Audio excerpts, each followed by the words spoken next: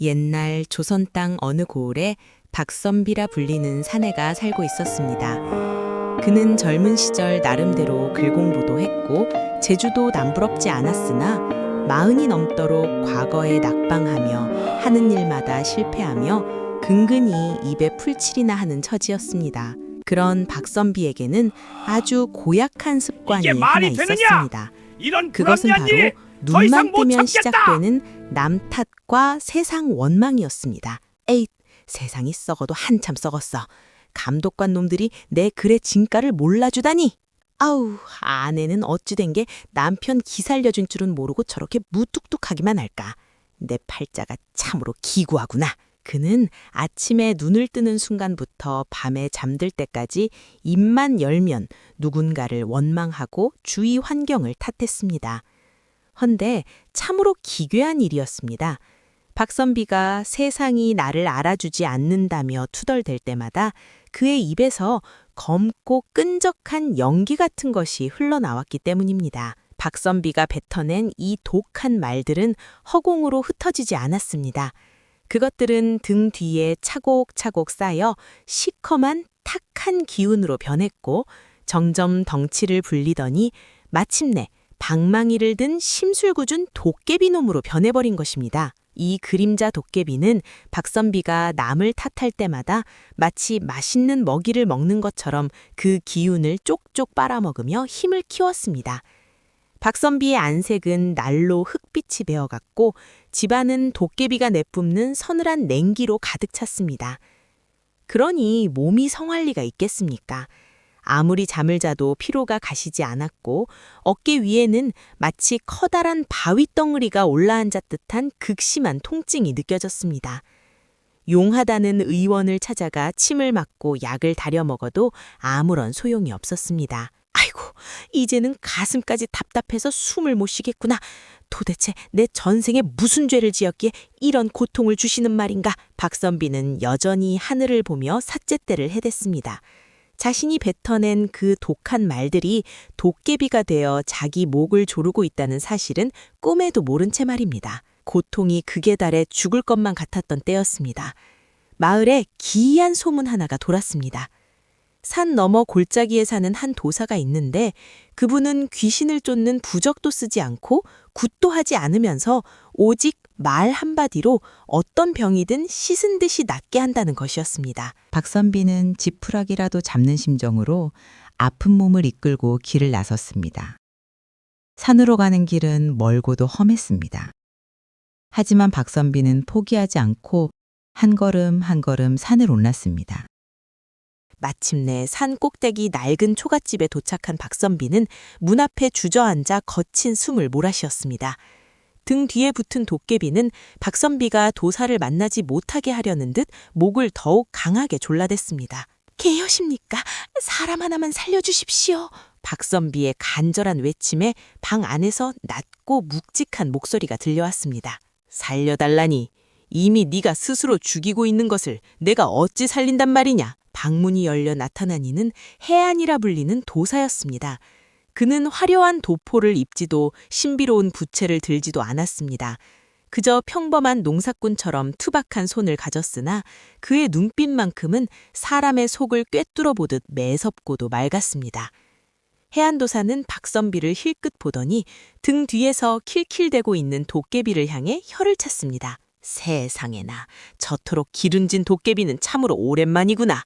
대체 얼마나 많은 남 탓을 먹였기에 주인의 기운을 다 빨아먹고 저리도 포동포동 살이 쪘만 날이냐. 박선비는 깜짝 놀라 귀를 돌아보았지만 여전히 그의 눈에는 아무것도 보이지 않았습니다. 도사님, 그게 무슨 말씀이십니까? 도깨비라뇨? 저는 그저 하는 일마다 꼬이고 몸이 아플 뿐입니다. 정작 저를 힘들게 하는 건 나를 몰라주는 세상과 무능한 아내, 그리고 지지리도 운이 없는 제 팔자란 말입니다. 그 말이 떨어지기 무섭게 박선비의 등 뒤에 있던 도깨비가 끼익하고 기괴한 웃음소리를 내며 방망이를 휘둘렀습니다. 그와 동시에 박선비는 가슴을 부여잡고 비명을 질렀습니다. 가슴이 불로 지지는 듯 뜨거워졌기 때문입니다. 해안도사가 싸늘하게 웃으며 말했습니다. 보아라. 네가 입을 열어 남을 원망할 때마다 저놈이 얼마나 기뻐 날뛰는지. 저놈은 다른 곳에서 온 불청객이 아니다. 네가 뱉어낸 독한 말과 부정적인 생각들이 뭉쳐서 만들어진 에너지의 찌꺼기일 뿐이다. 박선비는 멍하니 도사를 바라보았습니다. 팔이 도깨비가 된다고요? 그런 법이 어디 있습니까? 법이라 했느냐. 이것이 바로 대자연의 인과법이다. 콩 심은 데 콩 나고 팥 심은 데 팥 나는 것이 이치이듯 네가 뱉은 탁한 말은 반드시 네 주변에 머물며 네 운명을 탁하게 만드는 법이다. 네가 남을 탓할 때 뱉은 에너지는 날카로운 칼날이 되어 너를 베고 네가 뱉은 불평은 끈적한 늪이 되어 너를 가두는 것이다. 박선비는 온몸에 소름이 돋았습니다. 평생 세상이 자신을 괴롭힌다고 믿었는데 사실은 자신이 내뱉은 말들이 부메랑처럼 돌아와 괴물을 키우고 있었다는 사실이 믿기지 않았습니다. 그럼 저는 어찌해야 합니까? 저놈을 떼어낼 부적이라도 써주시는 것입니까? 해안도사는 가차없이 고개를 헛었습니다. 부적이라니. 네가 차린 밥상을 내가 치워줄 수는 있어도 네가 먹은 독을 내가 대신 해독할 수는 없다. 저놈을 쫓아내고 싶다면 놈에게 줄 먹이를 끊어야 한다. 도사는 손가락 3개를 보여주었습니다. 오늘부터 딱 사흘이다. 사흘 동안 단 한 번이라도 남을 탓하거나 환경을 원망하는 말을 뱉어내지 마라. 입을 닫는 것만으론 부족하다. 마음속에 올라오는 불만조차 삼켜야 한다. 도사의 눈빛이 서릿발처럼 차가워졌습니다. 만약 네 입에서 단 한마디의 탁한 말이라도 나온다면 굶주린 저 도깨비는 네 영혼까지 집어삼킬 것이다. 이것이 너를 살릴 수 있는 유일한 길이다. 목숨을 걸고 해보겠느냐? 박선비는 도사의 집을 나서며 입술을 꽉 깨물었습니다. 사흘쯤이야 죽을 힘을 다하면 못하겠느냐 하는 오기가 생겼기 때문입니다. 하지만 산을 내려가는 길은 시작부터 험난했습니다. 분명 조금 전까지 맑았던 하늘이 갑자기 시커먼 먹구름으로 뒤덮이더니 앞을 분간할 수 없을 정도의 장대비가 쏟아지기 시작한 것입니다. 순식간에 물에 빠진 생쥐꼴인 박선비의 입에서 습관처럼 에이 재수없게 하는 말이 튀어나올 찰나였습니다. 도깨비가 날카롭고 기괴하게 속삭였습니다. 그렇지, 뱉어. 어서 욕을 하라고. 박선비는 소스라치게 놀라 두 손으로 제 입을 틀어 막았습니다. 이것은 단순한 비가 아니라 자신의 인내심을 시험하는 첫 번째 관문임을 알아차린 것입니다. 그는 입을 닫은 대신 묵묵히 비를 맞으며 걸음을 재촉했습니다. 겨우 마음을 다잡고 마을 어귀에 접어든 순간에는 이번에는 짐을 다득 실은 소달구지가 흙탕물을 튀기며 박선비를 치고 지나갔습니다. 새하얀 버성은 엉망이 되었고 발가락에 찌릿한 통증이 몰려왔습니다. 이런 눈먼 자식의 순간 얼굴이 불루락푸릇해진 박선비의 귀에 도깨비가 악마처럼 속삭였습니다. 저놈은 무례한 놈이야. 당장 쫓아가서 멱살이라도 잡아야지. 참으면 병이 된다고 어서 소리를 질러. 심장이 터질 듯 요동쳤습니다. 도깨비가 흔들어대는 방망이질에 머리가 어지러웠습니다. 하지만 박선비는 도사의 눈빛을 떠올리며 눈을 질끈 감고 꿀꺽 올라오는 화를 삼켰습니다. 그리고 멀어지는 달구지에게 억지로나마 고개를 숙였습니다. 그러자 등 뒤에서 크 하고 도깨비의 신음이 들려왔습니다. 먹이를 뺏긴 도깨비의 힘이 처음으로 빠진 것입니다. 그날 밤부터 진짜 싸움이 시작되었습니다. 굶주린 도깨비는 박선비가 잠들지 못하게 꿈속까지 파고들었습니다. 과거에 억울했던 기억, 무시당했던 순간들을 끄집어내며 끊임없이 불평을 유도했습니다. 박선비는 온몸이 두들겨 맞은 듯 아팠고 열이 펄펄 끓어올랐습니다. 이것은 단순한 몸살이 아니라 평생 쌓아온 탁한 기운과 싸우며 일어나는 거대한 몸부림이었습니다. 괴롭구나. 참으로 괴로워. 하지만 이제야 알겠다. 이 고통조차 내가 쌓은 업의 결과이니 누구를 탓하겠는가. 박선비는 퀭한 눈으로 아침을 마주했습니다. 비록 몸은 천근만근이었지만 고통을 남의 탓으로 돌리지 않고 오롯이 받아들이자 눈빛만큼은 이전과 달리 맑게 빛나고 있었습니다. 그는 비틀거리는 몸을 이끌고 마지막 고비인 집으로 향했습니다. 사흘째 되는 날 오후 박선비가 살인문을 밀고 들어서자마자 기다렸다는 듯이 날선 목소리가 날아와 꽂혔습니다. 이제야 기어들어오시는구려. 남들은 비가 오면 지붕이라도 살피는데 글 공부한다는 양반이 산신령이라도 만나러 가셨나 보. 쌀독은 바닥을 드러내는데 참으로 태평하시구려. 아내였습니다. 평소보다 훨씬 더 표독하고 매정한 모습이었습니다. 사실 이것은 우연이 아니었습니다. 굶주린 도깨비가 마지막 발악을 하며 박선비의 가장 약한 고리인 아내의 입을 빌려 분노를 끌어내려 한 것입니다. 박선비의 가슴속에서 뜨거운 불덩이가 월칵 치밀어 올랐습니다.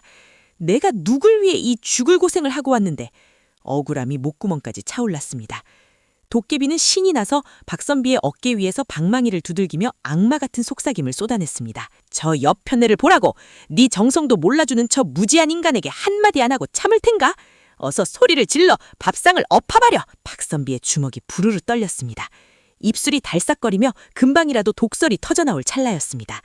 그 순간 박선비의 눈에 아내의 다 해진 옷자락과 빗물에 불어 거칠어진 손마디가 들어왔습니다. 평생 남의 탓으로만 세상을 원망했던 자신을 대신해 묵묵히 가난한 집안을 꾸려온 아내의 고단함이 비로소 보인 것입니다. 아, 아내가 저토록 독해진 것은 누구의 탓이었나? 세상 탓도 아내 탓도 아니었구나. 내 입에서 나간 그 많은 독한 말들이 아내의 가슴에 박혀 저 사람을 저토록 차갑게 만든 것이 아니었나? 놀라운 깨달음이었습니다. 남의 허물을 찾던 눈이 처음으로 자신의 모순을 향한 순간이었습니다. 박선비는 쥐고 있던 주먹을 스르르 풀었습니다. 박선비는 성큼성큼 아내 앞으로 다가갔습니다. 아내는 남편이 또 소리를 지를까봐 움찔하며 몸을 움츠렸습니다. 하지만 박선비는 아내 앞에 무릎을 꿇고 고개를 깊이 숙였습니다. 부인, 그동안 내가 참으로 못났어.